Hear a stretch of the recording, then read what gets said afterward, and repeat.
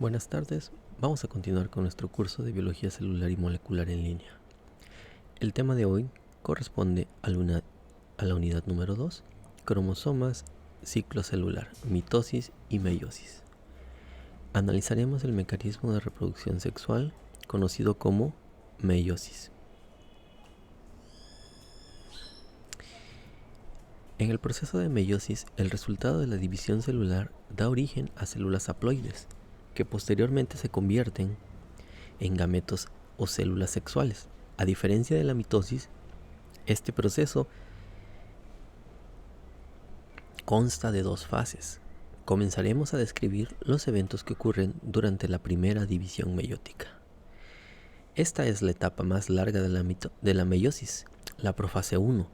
Durante esta etapa, el DNA es intercambiado entre cromosomas homólogos en un proceso llamado recombinación homóloga, lo que aporta variabilidad genética a las células hijas. El DNA creado durante el recambio representa una fuente significativa de variantes genéticas, lo cual resulta en nuevas combinaciones de alelos. Los cromosomas apareados y replicados son llamados bivalentes o tetradas. Estas estructuras tienen 2 cromosomas y 4 cromátidas, y cada cromosoma proviene de un parental. El proceso de apareamiento de los cromosomas homólogos se llama sinapsis, y en esta etapa las cromátidas no hermanas se pueden entrecruzar mediante un punto físico llamado quiasma. La primera etapa de la meiosis comienza con la profase 1 y la subetapa leptoteno. Durante esta etapa, los cromosomas individuales formados por 2 cromátidas hermanas comienzan a condensarse, pasando de un estado difuso hacia cadenas visibles dentro del núcleo. Posteriormente, durante la etapa del cigoteno, ocurre la aproximación de los cromosomas para formar los pares homólogos mediante el proceso de sinapsis. Este proceso permite alinear cromosomas de igual longitud y posición. A estos pares también los podemos conocer como bivalentes o tetradas. Durante el paquiteno ocurre el entrecruzamiento genético entre cromosomas homólogos. Los cromosomas sexuales, debido a su diferencia morfológica y estructural, únicamente se recombinan en pequeñas regiones de homología. El sitio físico donde ocurre este intercambio se le conoce con el nombre de quiasma. La información intercambiada entre las cromátidas no hermanas genera cromosomas con información genética distinta a la que tenían originalmente. Estos eventos no pueden distinguirse durante esta etapa, incluso bajo el microscopio. Sin embargo, mediante técnicas de biología molecular, es posible identificarlos en las etapas posteriores. Durante el diploteno, los complejos sinaptonémicos son degradados y los cromosomas homólogos modificados comienzan a separarse entre sí. Sin embargo, los bivalentes permanecerán unidos a través de las quiasmas. Durante esta etapa ya es posible identificar mediante técnicas de inmunofluorescencia los sitios en donde ocurrió la recombinación.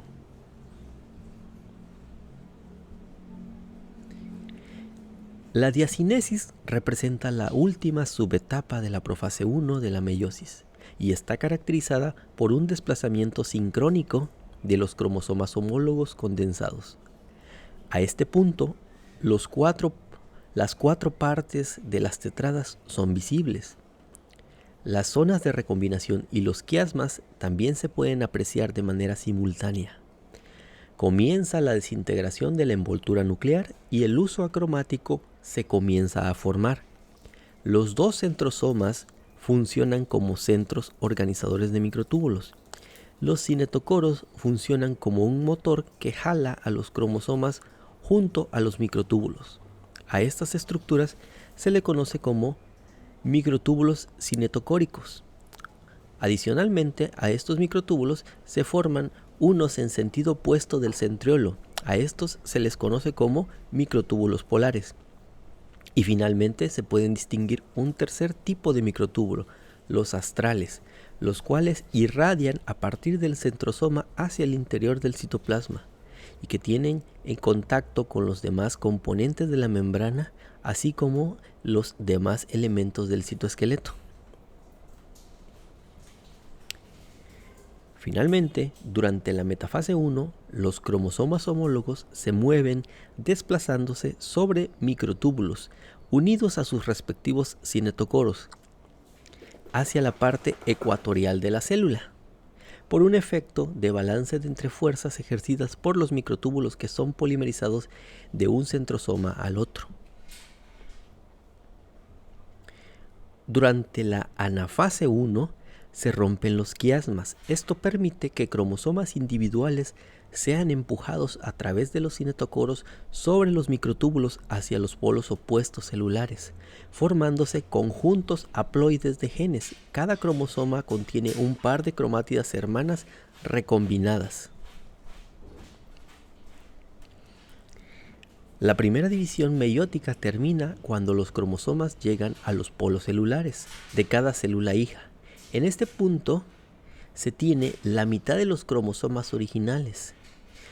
Cada cromosoma tiene un par de cromátidas y esto va seguido de la desaparición del uso acromático, la movilización de la envoltura nuclear para reformar las dos nuevas células hijas.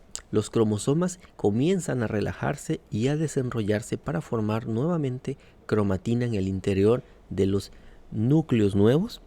Los organelos que fueron de manera simultánea movilizados por los microtúbulos comienzan a anclarse a los filamentos intermedios. En algunos casos ocurre un periodo de citocinesis parcial que da origen a dos células nuevas.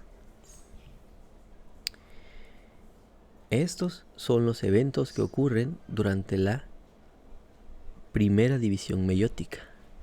Seguido de estos eventos, algunas células pueden entrar en un periodo de descanso en donde no ocurre un proceso de replicación del ADN e inmediatamente después se procede a la segunda división meiótica. En esta segunda parte de la meiosis, también conocida como la división ecuatorial, hay mecánicamente los mismos eventos que ocurren en la mitosis, aunque genéticamente las células resultantes son completamente distintas entre sí, como producto de la recombinación genética. Esta etapa consiste en una profase 2, una metafase 2, una anafase 2 y una telofase 2, seguida de la subsecuente citocinesis. Durante la profase 2, se logra ver cómo el núcleo comienza a desaparecer. Este proceso va seguido del acortamiento de la cromatina y el enrollamiento, la formación de los centriolos, cómo estos se desplazan hacia las nuevas regiones polares y comienza la polimerización para formar las nuevas fibras del uso meiótico. Estas fibras están compuestas, como hemos mencionado anteriormente, por microtúbulos. En la metafase, los cromosomas formados por dos cromátidas hermanas se comienzan a desplazar unidos a sus respectivos cinetocoros sobre las fibras de microtúbulos. Se desplazan hacia la nueva zona ecuatorial celular, la cual se encuentra ubicada 90 grados perpendicular a la región original de la metafase 1. Y como podemos observar, se sitúa una nueva zona ecuatorial.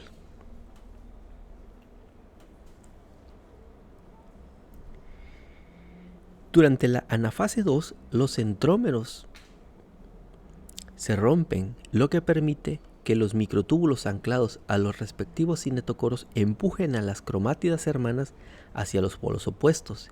Es de resaltar que este proceso está ocurriendo de igual forma con los demás organelos que va a requerir la célula hija, desplazando de manera equitativa la cantidad de organelos y estructuras necesarias para que la nueva célula pueda realizar sus actividades. Finalmente, la telofase 2, que es similar en los eventos moleculares que ocurren a la telofase 1, se caracteriza por el desenrollamiento y alargamiento de los cromosomas para formar una cromatina difusa, acompañado de la formación de la envoltura nuclear de las 4 nuevas células hijas. De manera simultánea, se comienza la despolimerización de las fibras de microtúbulos, a su vez que las fibras de actina comienzan a polimerizar formando estructuras de anillos contráctiles simultáneos, los cuales comienzan a separar los 4 nuevos citoplasmas de las células hijas. Este proceso va seguido del conocido como citocinesis, etapa en donde las membranas celulares se terminan de separar por acción mecánica de los anillos contráctiles de actina, lo que deriva en la formación de 4 nuevos citoplasmas que permiten identificar a 4 células hijas con su respectivo núcleo y citoplasma independiente.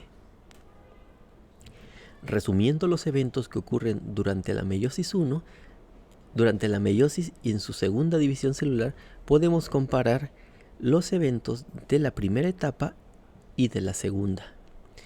Tenemos que la profase 1 cuenta con 5 subetapas, entre las cuales los eventos más importantes incluyen la recombinación de los cromosomas homólogos. Cabe señalar que en la metafase 1, las estructuras que se alinean en la parte ecuatorial se llaman bivalentes, mientras que en la metafase 2 lo que se alinea son cromosomas.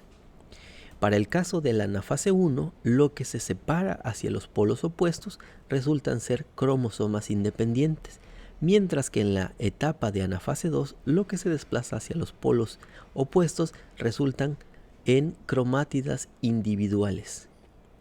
La telofase 1, por lo consiguiente, da origen a 2 nuevos núcleos del tipo diploide, mientras que la telofase 2 genera 4 nuevos núcleos haploides.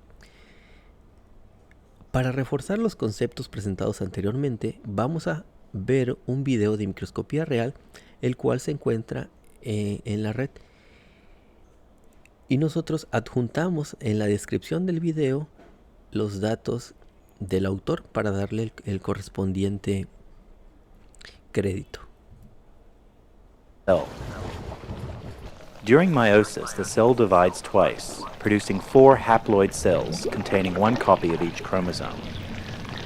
The first meiosis division separates pairs of homologous chromosomes, creating 2 haploid cells with only 1 set of chromosomes. The second division separates the chromatids in each chromosome. The end result is a production of 4 haploid cells, each with a single chromatid from each chromosome.